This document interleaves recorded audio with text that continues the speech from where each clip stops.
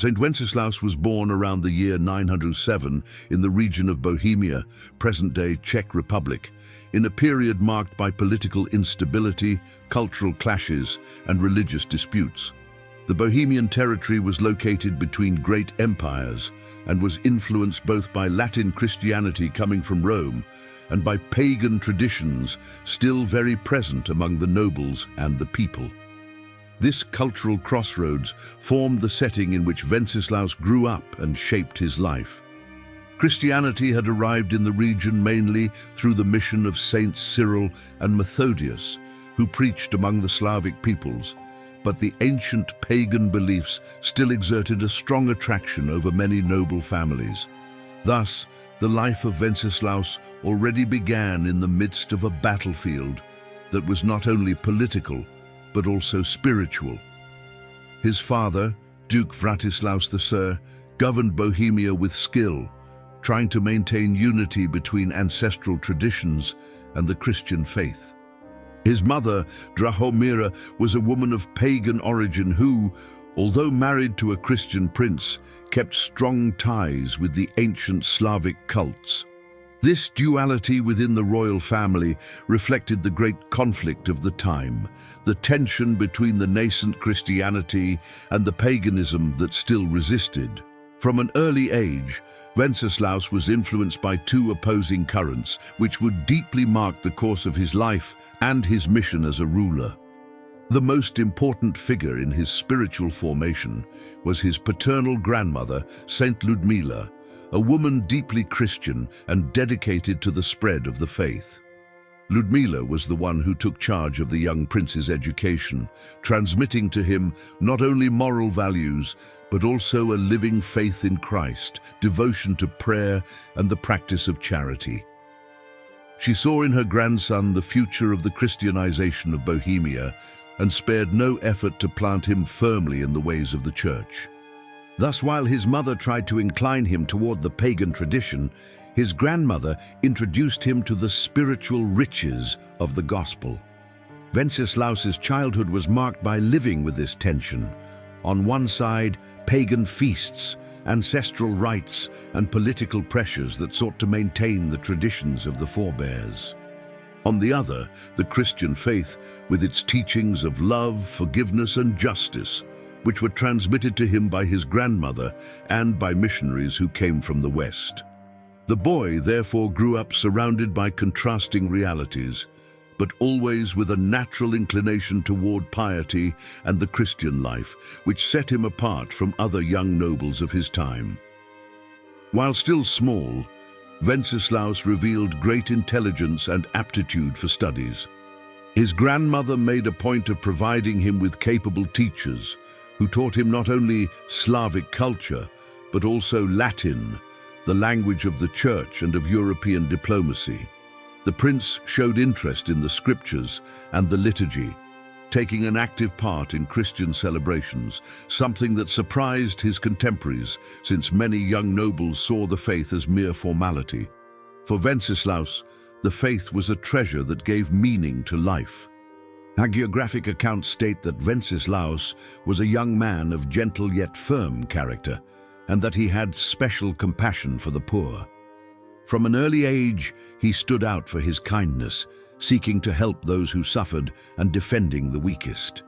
These attitudes, seen with admiration by some, also aroused criticism and resistance from other nobles, who saw in his posture a weakness incompatible with the hardness required to govern a territory marked by wars and tribal rivalries. Nevertheless, he remained firm in his principles. After his father's death, Wenceslaus was still very young, and the government initially remained under the regency of his mother, Drahomira. This period was a true test for the future saint, for his mother, hostile to Christianity, began to persecute the missionaries and even conspired against her own mother-in-law, Saint Ludmila, who was martyred. This crime marked Wenceslaus's life profoundly and kindled in him the purpose of defending the Christian faith with even greater zeal, honoring the testimony of his martyred grandmother. As the years passed, Wenceslaus began to stand out as the legitimate heir, and received the governance of the Duchy of Bohemia. From the beginning of his leadership, he made it clear that his priority would not be merely to expand military power or maintain political alliances, but above all, to consolidate the Christian faith among his people. This decision put him on a collision course with part of the pagan nobility and even with his own family, but it demonstrated his courage and firmness of spirit. His reign, although brief, would be marked by this struggle. The childhood and youth of Saint Wenceslaus, therefore, prepared the ground for his future mission. He was not merely a prince amid dynastic disputes, but a young man shaped by opposing spiritual forces who had to choose between the gods of his ancestors and the living God of the gospel. His decision for Christ was not easy, but it resulted in a life marked by fidelity, courage, and holiness. These early years show how God was preparing him to be not only a ruler, but a martyr and an example for all the Slavic people. Thus, as he began his path as prince, Wenceslaus carried in his heart the example of his martyred grandmother, the pain of his father's loss, and the awareness that his reign could not be conducted like those of other pagan leaders. He knew he was called to be different, to unite justice with mercy, strength with piety, authority with service. His life began to take shape as a reflection of Christ the King himself, who reigns not by the power of arms, but by the surrender of the heart and fidelity unto death. When Wenceslaus officially assumed the government of Bohemia, he was still very young, but he already showed impressive spiritual and political maturity. Unlike many of his contemporaries, he did not see power as an opportunity for personal enrichment or for imposition by force, but as a service to his people. His first concern was to restore internal order, which was shaken by conflicts between noble factions and by tensions between Christians and pagans. He knew it would not be possible to govern with stability without first pacifying Bohemia, and for this he sought a balanced stance, firm against injustice, but also merciful toward adversaries, always inspired by the Christian values he carried in his heart. Among his first measures, the encouragement of the construction and restoration of churches stood out, for these had been neglected or destroyed during the years of persecution promoted by his mother. Wenceslaus was aware that the Christian faith needed not only to be protected, but also to be strengthened through concrete signs that would root the gospel in the life of the people. He supported missionaries coming from Germany and the Carolingian Empire, who brought with them not only religious teachings, but also cultural and liturgical advances. With this, his court began to become a center for the radiating of faith and culture throughout the region. At the same time, Wenceslaus faced opposition from pagan nobles who saw his actions as a threat to Bohemia's ancestral tradition. Many accused the young prince of being submissive to foreign influence, especially to Christianity coming from Rome and Germany, and they feared losing privileges if the Christian faith were consolidated. Despite these resistances, Wenceslaus did not back down. He believed that his mission was to lead the people to the light of Christ, even if this implied political friction and risks to his own safety. His courage and firmness soon became known throughout the territory. Another important aspect of his government was social justice. Wenceslaus believed that a prince should not live far from the needs of his people. There are accounts that he personally took bread to the poor, visited the sick, and freed prisoners unjustly condemned. His pious life was not limited to devotional practices, but translated into concrete gestures of charity and mercy. This stance surprised his subjects, for it was not common to see a ruler of noble origin stoop to care for the neediest. He won the hearts of the simplest people, but increased the distrust of the aristocracy. Education also occupied a prominent place in his initiatives. The prince encouraged the teaching of Latin, of the Holy Scriptures, and of Christian traditions among the young, believing that spiritual and cultural formation was essential for Bohemia's future. He himself set an example, being a cultured and deeply devout man, known for spending nights in prayer and for participating daily in Holy Mass. Chroniclers of the time report that he had great veneration for the Eucharist and for the liturgical feasts, always seeking to align his political life with the Church's sacred calendar. His government was, in fact, an extension of his spiritual life. Despite his piety, Wenceslaus was not a weak leader or incapable of facing battles. When necessary, he armed himself and went to war, but always with the purpose of defending his people and never of unjustly expanding his power. His sense of justice was reflected even in the way he treated defeated enemies, offering them clemency when they surrendered and seeking to reconcile the parties instead of prolonging conflicts. This posture won him respect even among external adversaries, who saw in him an uncommon prince for his time. Politically, Wenceslaus sought stability through prudent alliances. He recognized the strength of the Holy Roman Empire and sought to maintain friendly relations, avoiding unnecessary confrontations that could weaken Bohemia. This diplomacy, however, was viewed with suspicion by many local nobles, who interpreted it as submission. Even so, Wenceslaus believed that it was better to guarantee peace and the people's development than to fuel wars that would bring only destruction. Once again, his Christian vision of government put him in contrast with the patterns of power of his time. It is important to emphasize that his leadership had a strong religious character and not only a political one. He saw himself as a ruler instituted by God, called to protect and guide his people not only in the material aspect but also the spiritual. This awareness reinforced his life of prayer, his trust in divine providence, and his fidelity to the Church's teachings.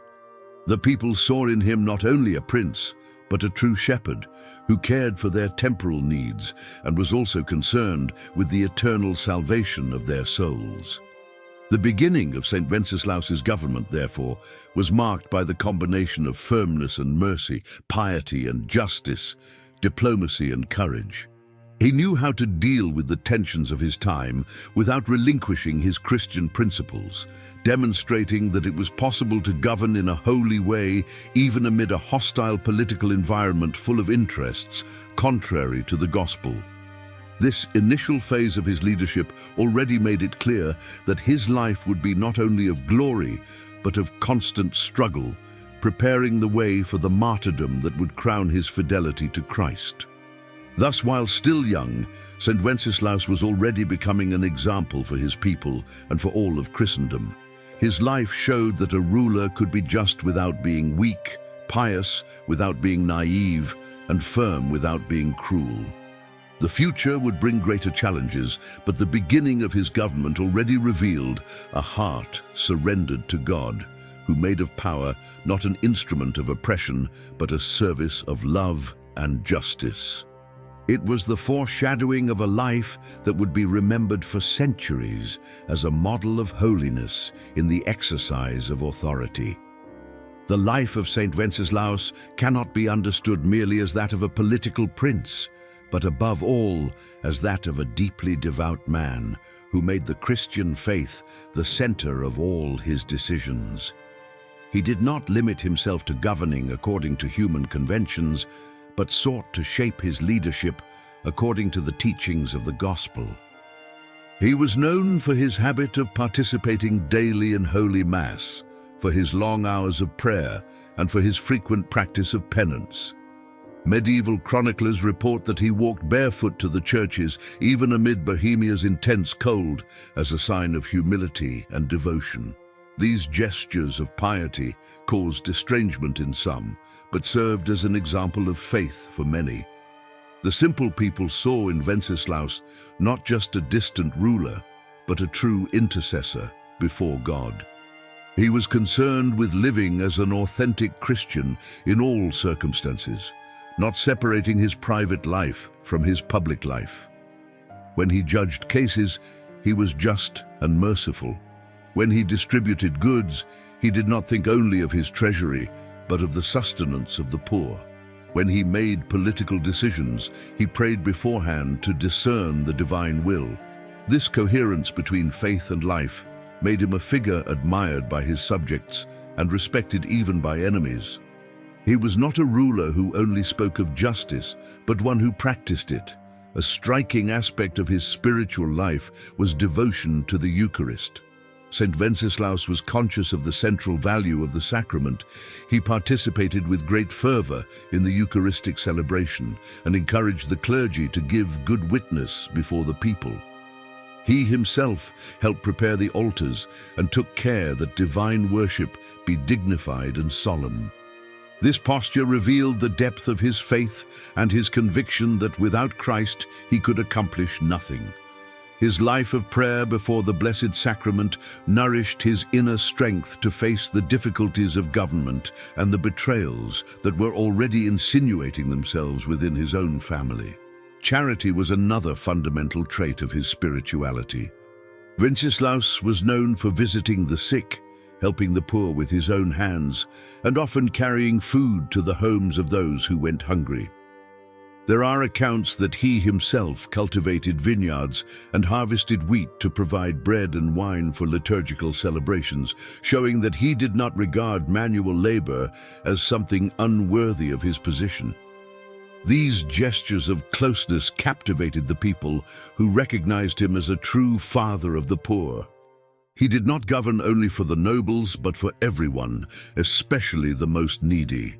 His Christian life also expressed itself in his effort to reconcile conflicts and promote peace.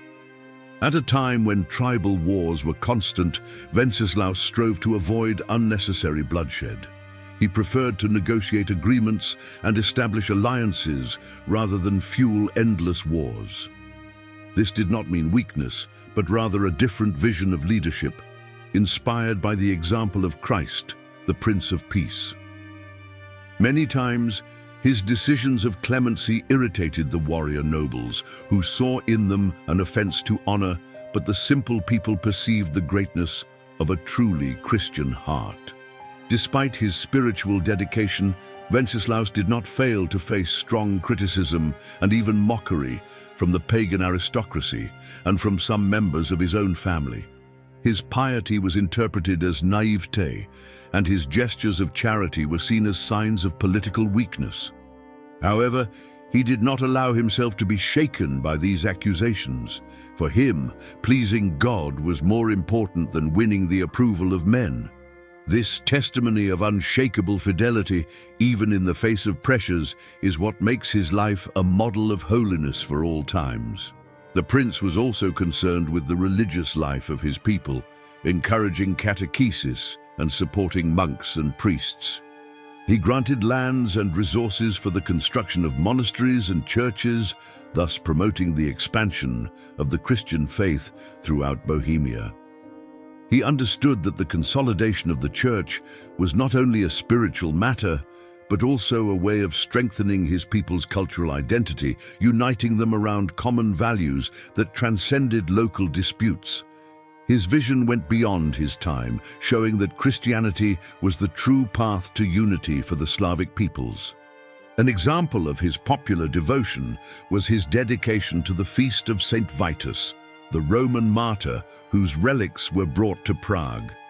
Wenceslaus encouraged the construction of the Church of Saint Vitus, which would later become the famous Cathedral of Saint Vitus, a symbol of the faith and national identity of the Czechs. By honoring the saints, he sought to strengthen the people's piety and create sacred points of reference that would constantly remind everyone of God's presence in Bohemia's history. These gestures showed how closely his government was linked to the spiritual life of the people. The people, in turn, responded to this testimony with love and trust. Popular stories recount that Wenceslaus was seen as a just and approachable ruler, someone who did not hide behind palace walls, but walked the streets, visited markets, and listened to people's needs.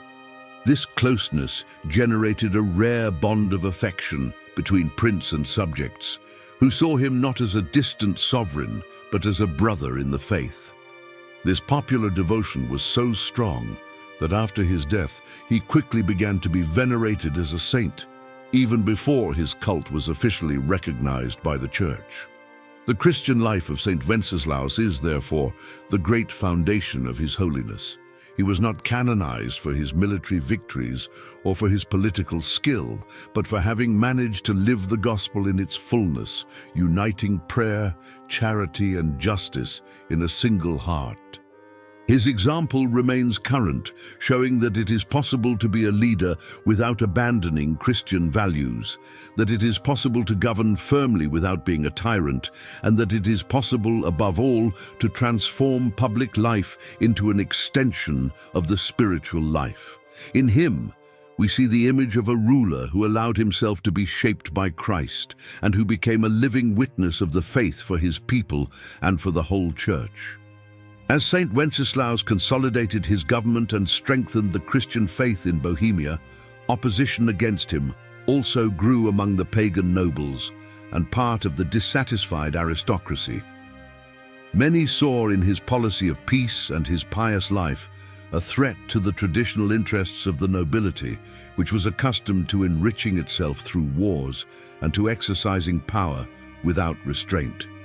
Furthermore, the prince's closeness to the Holy Roman Empire was interpreted as submission to a foreign power, something that stirred feelings of wounded pride among local leaders. This environment began to give shape to a network of conspiracies that would have tragic consequences for the young duke. The tension worsened because Wenceslaus did not govern merely by the logic of power, but according to the Christian principles of justice and mercy. He granted pardon to defeated enemies, cared for the poor, and refused to levy abusive taxes, which displeased those who profited from the exploitation of the people. His generosity toward the Church, seen by the people as a sign of faith, was interpreted by the nobles as a waste of the duchy's riches. Little by little, his opponents came to see him not only as a different ruler, but as an obstacle to be eliminated to restore the old way of wielding power. At the center of the conspiracies was his own mother, Drahomira, who had never fully accepted the Christian faith. Since her husband's death, she had tried to keep the pagan traditions alive, and saw her son's devotion as an affront to Bohemia's ancestral roots. Although she had lost part of her direct influence when Wenceslaus assumed government, she continued to conspire in secret, drawing near to those discontent nobles who wished to see him removed.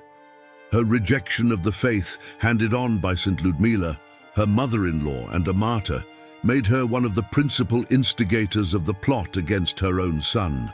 Another central figure in this scheme was Boleslaus, Wenceslaus's younger brother. Unlike the Holy Prince, Boleslaus coveted power and wealth. The chroniclers describe that, moved by envy and incited by nobles opposed to Christianity, he began to plot against his brother. The constant comparison between the two brothers, Wenceslaus, exalted as a just and pious ruler, and Boleslaus, seen as pitiless and worldly, intensified his anger. The resentment grew to such a point that he allowed himself to be dominated by hatred and greed, becoming a key piece in the plan for assassination. The political climate of the time favored these intrigues. Bohemia was in a strategic position between great empires and was constantly pressured to choose alliances. Wenceslaus opted for peace and diplomacy, but many nobles saw in war an opportunity for personal aggrandizement.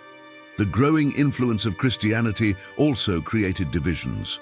While the people clung to the faith brought by the missionaries, part of the aristocracy resisted, fearing the loss of prestige and privileges. In this scenario, eliminating Wenceslaus seemed, to the conspirators, the only way to regain the old domination and break with the order that was taking hold. Tensions reached their height when the conspirators began to meet in secret and to convince Boleslaus that he should assume the throne. They persuaded him by saying that his harder, more warlike nature made him more fit to govern in turbulent times, unlike Wenceslaus, who was accused of being weak because of his piety. Boleslaus, dominated by ambition, yielded to the voices that inflamed his pride and agreed to plan the murder of his own brother. It was a conspiracy not only against an earthly prince, but against God's plan for that people. Meanwhile, Wenceslaus seemed to sense that his life was at risk. There are accounts that he intensified even more his prayers and practices of penance, as if spiritually preparing himself for a great sacrifice. He knew that governing with fidelity to Christ required carrying the cross to the end, and he did not seem to fear the possibility of martyrdom. His trust was in God, not in his own strength. Many describe him as a serene man in the face of difficulties, aware that his mission went beyond earthly power. The decisive moment came when Boleslaus invited Wenceslaus to a feast in Stara Boleslav in honor of Saints Cosmas and Damian. Wenceslaus, although advised by some not to attend, decided to go. His peaceful and trusting nature may have led him to believe it would be an occasion for reconciliation with his brother. However, it was a trap carefully prepared by the conspirators, who awaited the right moment to eliminate the Christian prince. It was the prelude to a tragedy that would change Bohemia's history forever. On the night of the feast, accounts indicate that Wenceslaus took part in the celebrations with simplicity, without imagining that he was about to face death. He showed joy, but at the same time maintained his posture of recollection and prayer. Boleslaus, for his part, moved by hatred and envy, awaited the moment to put the betrayal into practice. The conspirator nobles, accomplices in the crime, were ready to support the execution of the plan, for they saw in that night the opportunity to rid themselves of a ruler whose holiness profoundly bothered them. This conspiracy, so cruel and unjust, reveals the radical contrast between Wenceslaus's spirit and the hardened hearts of his enemies. On one side, the just, pious prince, faithful to God. On the other, greed, envy, and the unbridled desire for power. This conflict was not only political but spiritual. It was the struggle between light and darkness, between fidelity to Christ and rebellion against him. Bohemia was about to witness not only the murder of a prince, but the martyrdom of a saint who would shed his blood in the name of the faith. On the morning following the feast in Stara Boleslav, Wenceslaus made his way, as usual, to the church to take part in Holy Mass. His heart was turned toward God, and he saw in that act of faith the principal source of his spiritual strength. Little did he know that that day would become the last of his earthly life and the beginning of his eternal glory. As he left his residence and walked toward the church, he was surprised by the presence of his brother Boleslaus and some armed nobles. The atmosphere that should have been one of fraternity and devotion turned into a mortal ambush, the fruit of envy and unbridled ambition. Hagiographic accounts tell that, upon perceiving the betrayal, Wenceslaus did not react with violence. On the contrary, he tried to avoid conflict, preferring to resort to prayer and trust in God. When Boleslaus approached, the Holy Prince greeted him fraternally, still believing in the possibility of reconciliation. But his brother, hardened by hatred, attacked him mercilessly. Wenceslaus, surprised and wounded, sought refuge inside the church, believing that God's house would be the safe place where he could find protection, but the conspirators followed him to the doors of the temple. As he tried to enter the church, Wenceslaus was prevented and violently attacked by the enemies who surrounded him. Even in the face of the brutality, he did not curse his assailants, nor try to retaliate with weapons or aggression. His last gesture was one of total surrender to God. With hands raised, according to some traditions, he prayed, asking the Lord to forgive his attackers, repeating the example of Christ on the cross and of the martyrs who preceded him. This detail of his death highlights the greatness of his soul, which did not allow itself to be dominated by hatred, but preferred to die as a witness to the faith. Boleslaus, by driving the sword into his own brother, marked his name forever in history as a fratricide. The crime committed was not only against the blood of the family, but against an entire people who saw in Wenceslaus a just and holy prince. The scene of the murder at the doors of the church became a symbol of the contrast between fidelity and betrayal, between light and darkness. The temple, which should have been a place of peace, became the stage of martyrdom, but at the same time the setting of the spiritual victory of a man who preferred to die rather than betray Christ and the mission he had received to lead his people to the faith. The martyrdom of Saint Wenceslaus took place on September 28th of the year 935, a date that became for Bohemia and for the whole church a landmark of holiness. His shed blood was not in vain, for, as the ancient Christians believed, the blood of the martyrs is the seed of new Christians. The prince's cruel and unjust death did not destroy his work, but strengthened it, for the people came to see him as a true hero of the faith and a heavenly protector. The commotion was enormous, and reports of miracles associated with his intercession soon began to appear. Chroniclers recount that after his death, extraordinary signs occurred. Many claim to have seen a resplendent light over the place of his martyrdom, as if heaven were bearing witness to the holiness of the one who had given his life for Christ.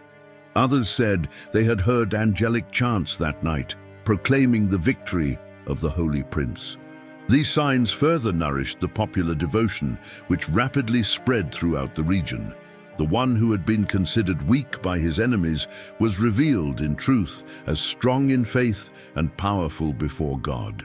The people reacted with indignation and sorrow upon learning that their beloved prince had been killed by his own brother. Many wept, not only for the loss of a just ruler, but for the example of holiness that he represented. The stories of his pious life, his works of charity, and his fidelity to Christ began to be passed on by word of mouth, creating a living memory that withstood time. Wenceslaus's death, far from erasing his influence, transformed him into a symbol of Christian resistance and into a model of a holy ruler. The place of his death quickly became a place of pilgrimage. People came from various parts to pray at the tomb of the martyred prince, asking for his intercession and reporting graces received. The devotion grew to such an extent that his fame crossed Bohemia's borders, reaching other Christian peoples who saw in his life and martyrdom a luminous example of fidelity to God amid political and family difficulties. Saint Wenceslaus thus became not only a national hero, but a universal saint of the Church.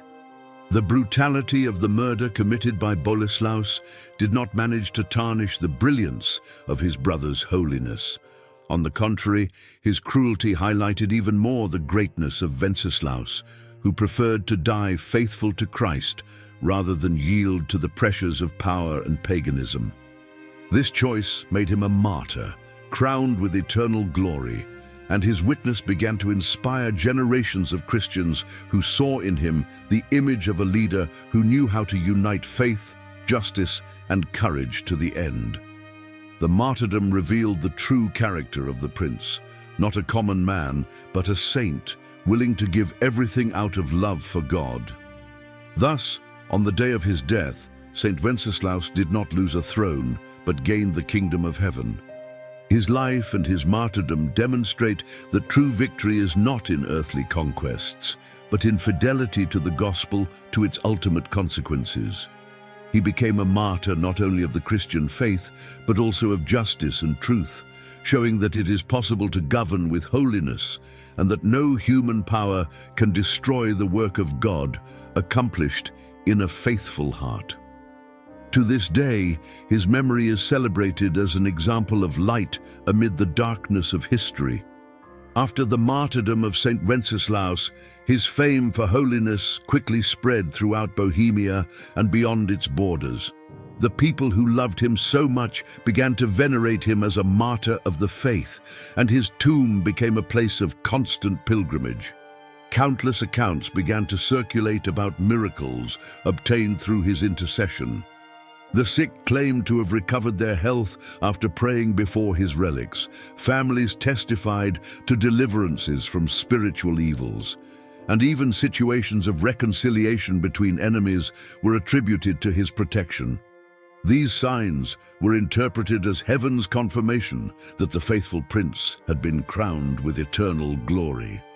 The devotion grew in such a way that a few years after his death, Saint Wenceslaus was already considered a saint by popular acclamation, even before any official process of the Church. This shows the strength of his testimony and the depth of the impact he had on his people. The spontaneous veneration was recognized by the Church, and his liturgical memory began to be celebrated, becoming consolidated over the centuries. The recognition of Wenceslaus as a martyr was not granted merely because of his violent death, but above all because of the cause for which he shed his blood, fidelity to Christ and to the Church amid persecution. One of the most important milestones of his devotion was the transfer of his relics to the Cathedral of St. Vitus in Prague. This place became a center of worship and a symbol of the Christian and national identity of the Czech people. The presence of the relics reinforced the idea that the Holy Prince continued to reign spiritually over Bohemia, protecting it and interceding for its inhabitants. Since then, the Cathedral of St. Vitus has been one of the most important places of pilgrimage in Central Europe, intimately linked to the memory of St. Wenceslaus and to the history of the Czech nation. The official canonization of St. Wenceslaus took place around the 11th century, confirming what was already lived by the people in their daily devotion. The Church recognized in him not only a just ruler, but a true martyr of the faith, whose testimony should be remembered by all Christians. His liturgical feast was established on September 28th, the date of his martyrdom, and since then it has been celebrated with great solemnity, especially in the Czech Republic, where he is honored as patron. This official recognition by the Church only reinforced the popular devotion that never ceased to flourish. The figure of St. Wenceslaus also became a symbol of the national identity of the Czechs. For centuries, his name was invoked in times of crisis, wars, and persecutions. Later leaders and kings were inspired by his example of justice and faith, and the people always regarded him as the special protector of Bohemia.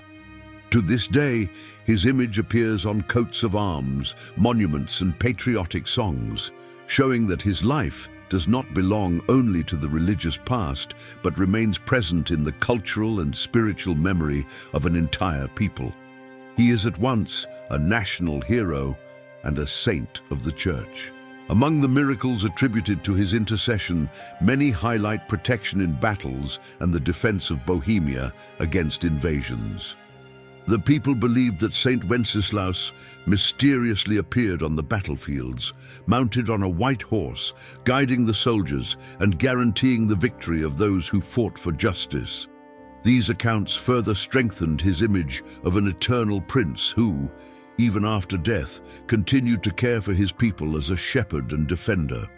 This tradition remains alive in the popular imagination, handed down from generation to generation as a sign of his protective presence.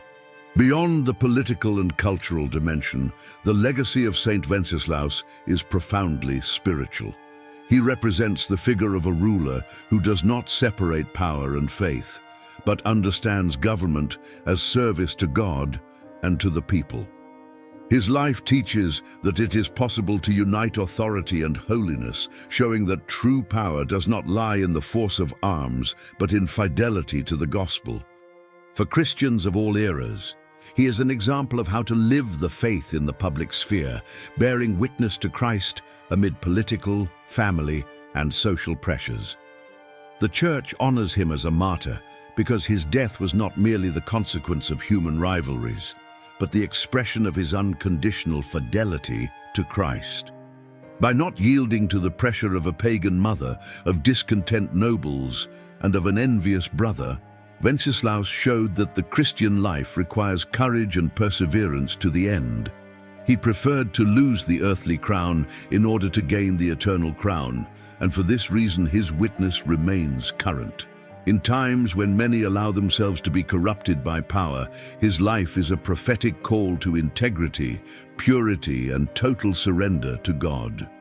In the Czech Republic, his feast is celebrated with great solemnity to this day, being one of the most important moments of the religious and cultural calendar. Processions, solemn masses, and manifestations of popular devotion keep alive the memory of the one who is considered not only a patron, but also a symbol of national identity and unity. Even outside Central Europe, his devotion has spread, reaching Christian communities in different parts of the world who recognize him as an example of fidelity to the faith amid difficulties. Thus, the legacy of Saint Wenceslaus transcends his era and continues to inspire millions of people. He teaches us that holiness is not reserved only for monks and religious, but can also be lived by those who exercise public and family responsibilities. His life shows that it is possible to govern with justice, to live with piety, and to die with courage, remaining faithful to Christ to the ultimate consequences. For this reason, Saint Wenceslaus remains not only a historical figure, but a saint of the Church, a powerful intercessor and a luminous model of a Christian ruler for all times.